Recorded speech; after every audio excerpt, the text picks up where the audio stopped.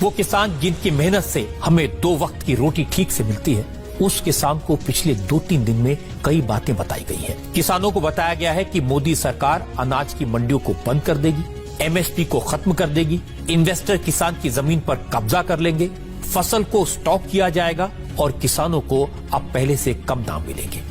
ये सारी बातें सरकार द्वारा लाए गए नए बिल के बारे में कही गई हैं। आज मैं आपको बताऊंगा तो अफवाहों के चक्कर में न पड़े। जो बिल सरकार लाई है उससे किसानों की इनकम बढ़ेगी, किसानों की कमाई के और बेहतर अवसर बनेंगे और किसानों की 70 साल की गुलामी दूर हो जाएगी। आम किसान इस बिल को लेकर कुछ सवाल करता है, सरकारों से सवाल पूछता है। सरकारों को चाहिए कि हर एक किसान, अगर किसी के मन में कोई भी दुविधा, कोई भी सवाल उत्पन्न होते हैं, उनका जवाब दिया जाना चाहिए। विपक्ष के सवालों का जवाब सत्ता पक्ष ने नहीं दिया। संसद में क्या हुआ पूरे देश ने देखा। बिना वोटिंग के बिल पास करके राष्ट्रपति महोदय के पास भेज दिया गया। लेकिन किसानों के सवाल का जवाब सरकार को देना पड़ेगा। अगर अभी नहीं देती है सरकार तो चुनाव में किसान हिसाब लेगा। 2-3 मोटे मोटे मुद्दे निकलकर आज के प्रदर्शन से सामने आएंगे।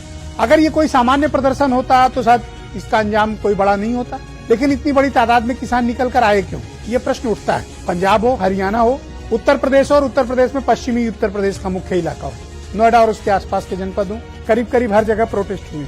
अधिकांश किसान इस बिल को लेकर सशंकित हैं, परेशान हैं और उनके मन में एक भावना आ गई है कि हमारी खेती प्राइवेट प्लेयर्स के हाथ में जाने वाली, खेती छीनी जा रही है। ये संदेश किसानों तक चला गया है। न्यूनतम समर्थन मूल्य क्यों नहीं घोषित किया गया नए संशोधन, नए बिल में? ये लिखा जाना चाहिए स्पष्ट तौर पर, मोटे मोटे शब्दों में। दूसरा, किसान भाइयों को ये अंदेशा है कि जो राज्य की मंडियां हैं, यानी स्टेट गवर्नमेंट की जो मंडियां हैं, वो खत्म की जाएंगी फेज वाइज। इस साल नहीं तो अगले 1-2 साल में खत्म की जाएंगी। इस तरह की आशंकाएं उनके मन में पहुंच चुकी हैं। तो अगर मंडी खत्म होगी तो किसान का माल कौन खरीदेगा? और अगर क्या प्राइवेट कंपनी खरीदेगी तो क्या एमएसपी के नीचे खरीदेगी? और अगर एमएसपी नहीं मिला तो निजी कंपनी पर क्या कोई कार्रवाई होगी? नहीं होगी। तीसरा उनका ये है कि असीमित भंडारण की जो सुविधा प्राइवेट प्लेयर्स को दी जा रही है, आगे चलकर ये जमाखोरी, कालाबाजारी और महंगाई को बढ़ाएंगे।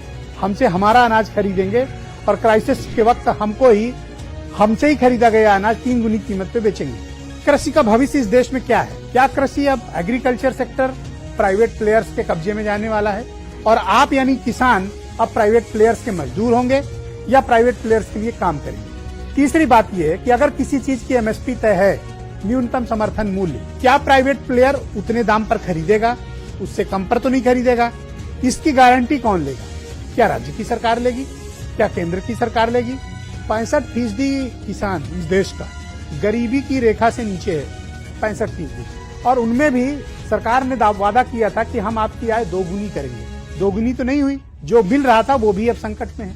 और इसमें भी अगर किसान का पूरा परिवार, छोटा बच्चा से लेकर बुजुर्ग तक, खेतों में भाइयों बहनों 10-10 घंटे काम करते हैं ये लोग। सुबह जाते हैं अर्ली मॉर्निंग, शाम को सूरज ढलने पर लौटते हैं। इनकी हाड़ तोड़ मेहनत को भी अगर आप इनकी इन्वेस्टमेंट में जोड़ देंगे, लागत में जोड़ देंगे, तो शायद कोई कीमत वो दे नहीं पाएगा। और मैं दावे से इस बात को कह रहा हूं, भारत में इकलौता ऐसा काम है कृषि का, एग्रीकल्चर का, जो 70 साल से हमारे किसान भाई घाटे में कर रहे हैं।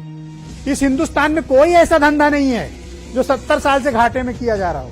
खेती घाटे में की जा रही है। किसके लिए? हमारा आपका पेट पालने के लिए, बड़े लोगों का पेट पालने के लिए, अपना घर चलाने। तो 70 साल से जो लोग घाटे की खेती करके हमको आपको पाल रहे हैं, हमारा आपका भी कर्तव्य है कि हम उनके लिए बात करें। उनके साथ गलत हो रहा है तो हम सवाल उठाएं। हम उन्हीं का दिया खाते हैं। और अगर आज उनके लिए नहीं बोले तो आप अपने अन्न के साथ धोखा करेंगे, अन्याय करेंगे।